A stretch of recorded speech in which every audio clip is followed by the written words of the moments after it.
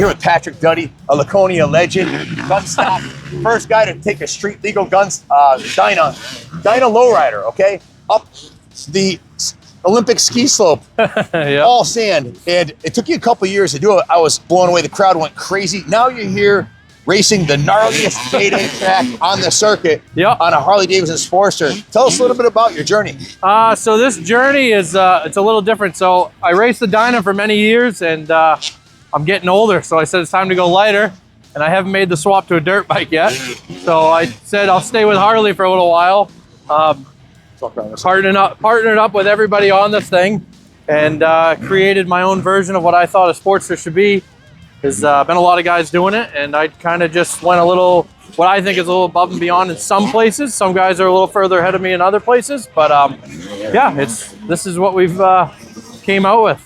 You just did the Loretta Lynn's Rusty Butcher 100 race, right? Yes. Tell us about that. How'd that turn out? That race, 100 miles through the woods on this monster. Can you imagine that?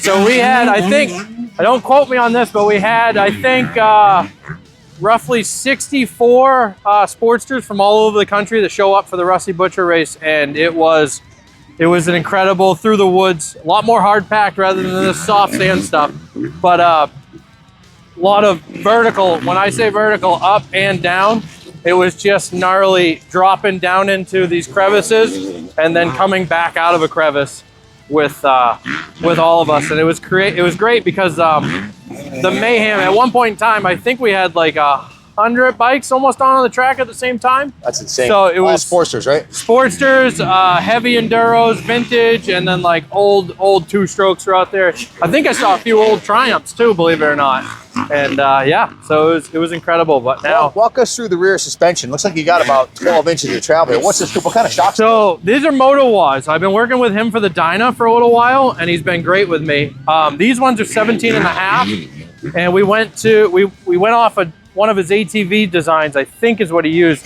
So I got 5.5 inches of travel, which I felt was just a little bit more than some of the other competitors. And he answers the phone when I call him, so I stick with him year after year, and it's been great. What's a set of those shocks cost? These ones are right around $16 to $17.50, depending on what you want to go for spring. Obviously, I'm a little heavier, so I had to go a little heavier spring, but he customizes them for totally what I need. I call him, I gave him measurements, and he sent me these. You're running the Pirelli, is this a soft tire? No, this is the one I was going to race in the Mint, but I just blew I had an MB5, what was it?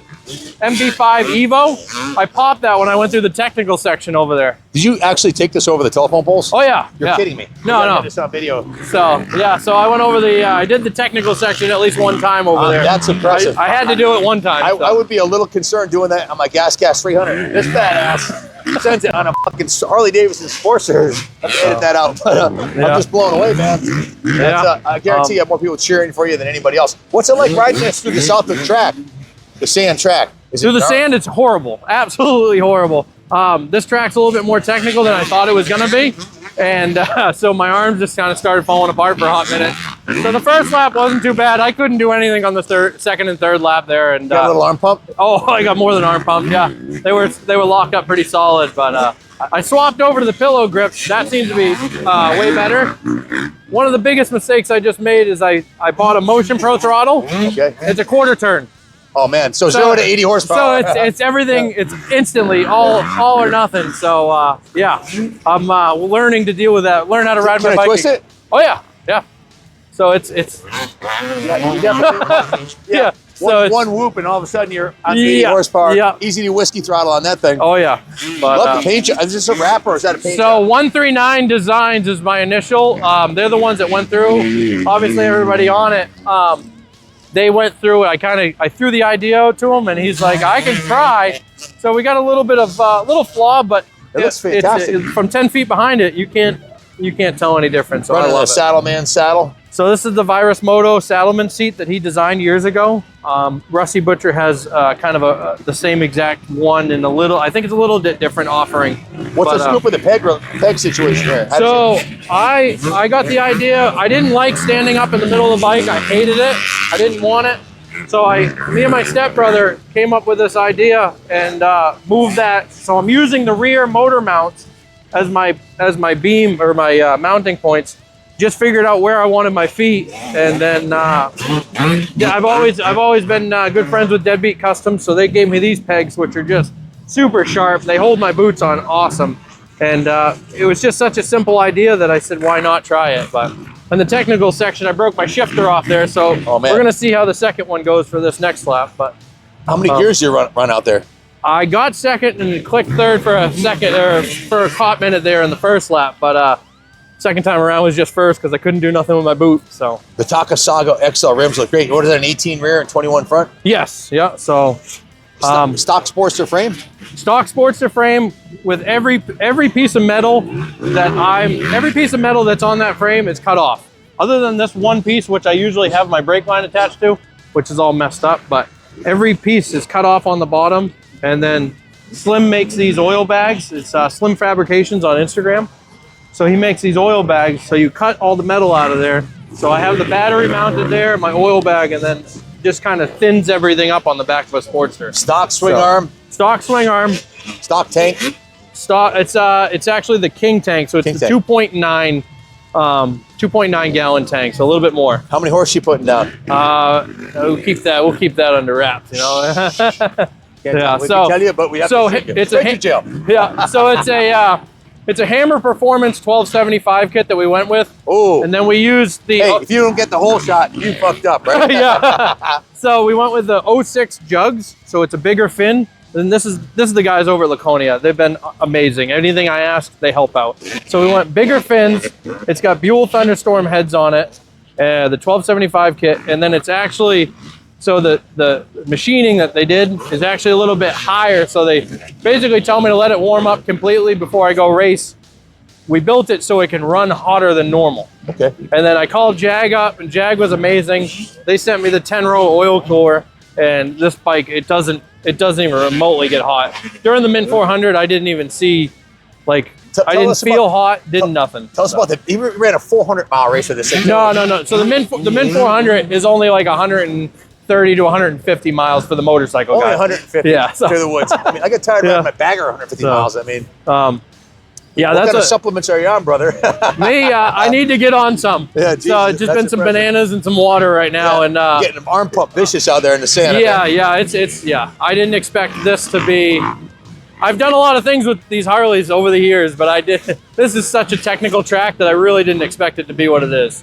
Guys, I guarantee you, it's well north of 100 horsepower with those specs. That's insane. What's it weigh? I think we're just over 400. I think we're just like 430 range with everything on it. So yeah, it's been incredible. Tell us what you did on the front end there. What's that off of? So this is off a 05 CRF 450, and then HMW suspension. They're out of Maine. He's been amazing. So he goes through, revalves them, redoes everything to them. We've kind of been guessing on the spring rate. I got it so I feel really good now. I could do probably some tuning, but I honestly don't know nothing about tuning, so I could probably be better off. But we ran the mud covers just to try and keep these fork seals going for a little extra while. But the front end, to do these to a Harley, you're looking at like 8 to 1,000 all said and done once you get done. That's not bad. If you do the machining yourself, right? There's really no. So the incredible part about these things, if you come over here, there's no machining involved. You're kidding me. There's no machining. So the race bearings in here are the exact same taper as a stock Harley. That's so incredible. the only thing that you need to do to make this work is you need a 3/8 spacer. A That's it? 3/8 aluminum spacer and a CRF 450 front end goes right on a Harley. What years? I think from what we found, I think 02 to 12 are your best years. I think after 12 or maybe 14, I'm not sure, it goes a little bit taller. That's pretty cool. But these ones, you can find them for 250 bucks on Marketplace usually. Yep. So I just stick with them. Every time I find them, I snag them up just to have as spares. What are your plans for 26 at Gunstock? You gonna run this thing or So this thing is definitely going up Gunstock. I got a little bit longer swing arm we're gonna throw on for that race. Change the gearing. I don't know if the dyno's gonna come back. The body's a little angry at me. But I got 2 Sportsters. I'll run those. I'll run one on the stock wheelbase, and then I'm gonna really go a little crazy with this one. We'll definitely be there filming that for sure. Yeah. So if I have a recommendation to make, I ran a sand paddle on my CR500, Yep. and it hooked up like crazy. I ended up getting a third in the what was the name of that race? The Hill Jam or whatever it was. It was where we raced at Gunstock 3 wide. Oh, yeah. The moto. It was a hill climb. Yeah. With 21 riders, including several former national champions. Here I am, 60 years old on a basically stock CR500, and I made it on the podium. I couldn't believe it, but I honestly think the tire had a lot to do with it. Definitely, A lot of guys are running MB5s in the sand, and it'll just spin. Yeah. I just gave away my ticket for next year. Not if I won't make it to the podium, but Yeah, I would highly recommend a paddle on this thing. Yeah, the MB5 has been good over the years, and then so we're gonna see what this one does here. But no, that one popped on me. What do you got for a pipe on here? It's a Cone Engineering. I really like the Cone Engineering. It's so tight to the frame. I see you running a stock CV carb or a CV carb. It's actually a Screaming Eagle. It's the bigger Screaming Eagle CV carb. Okay, cool. I love those CVs. Yeah. Is that from Rusty Butcher, or do you make that? So that is off a Big Twin primary tensioner. Oh, there you go. It's the cheapest. They're $10 on eBay or Amazon. Nice. And then I just do a skateboard wheel with a high-speed bearing in the bottom, and that just keeps my chain all intact. So you survived a 30-minute moto in Jday at Southwick and went through the extreme section, okay? I did.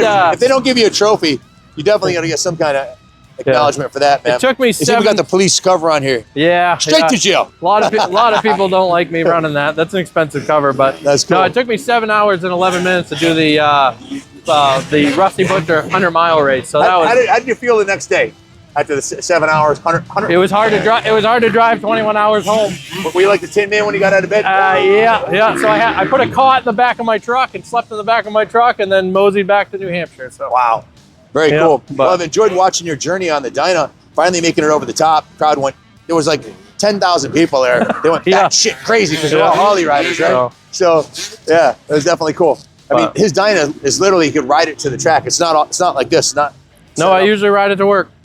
Yeah. So I use my biggest thing with the hill climb is we race on Wednesday, and I usually ride it to work on Friday, just enough to swap the tires over. Harley Davidson ought to sponsor this dude. You know, I'd like to see East Coast and some bikes need to send you one too. Yeah, those boys are doing it too. Yeah, they're crushing it, man. Yeah. Much love to those guys. So. Well, hey, thank you for your time. Hey, not a problem. Nice to see you again. Real pleasure seeing you. Good luck. We'll see you out in the next moto. Oh yeah. Are you gonna go through the extreme section? Or... Maybe. I don't recommend it, but if you want to do it, I should do it one more time. I should do it one more time. Stay tuned, guys. God bless America.